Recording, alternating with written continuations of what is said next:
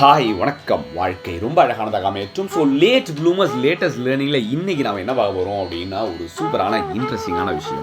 அதாவது ஒரு 2 நாள் முன்னாடி I met one of my friend. நானும் அவனு பேசிகிட்டு இருக்கோம். மச்சான், இந்த மனசில் ஆயோ பாட்டு இருக்குல்ல, வேட்டையன் தலைவர் தெரிக்க விட்டாமல் அந்த பாட்டில் ஒரு வரி என்னை பயங்கரமாக கவர்ந்து இழுத்துருச்சுறான்னு சொல்ல அவன் உடனே சொன்னான், டேய், அந்த கடவுள் பேரில் கலவரம் ஒரு படைச்சவன் ஓராள் அந்த லைன் தானே அப்படின்னு உடனே இல்லை அப்படின்னு ஓவர் த டேபிள் இமீடியட்டாக சொல்லிட்டேன். ஏன்னா கடவுள் படித்தது ஒரு ஆளா 2 ஆளா 3 ஆளாலும் நமக்கு தெரியாதில்ல.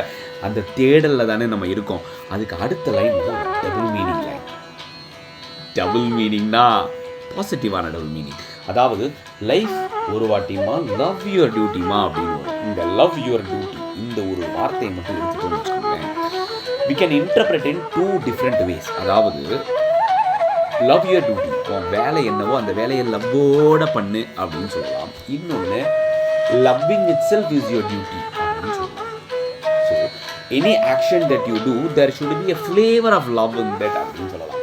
It's one of the highest philosophies. பற்றற்ற அன்பில் பறந்தாமல் இருக்கிறான் அப்படின்னு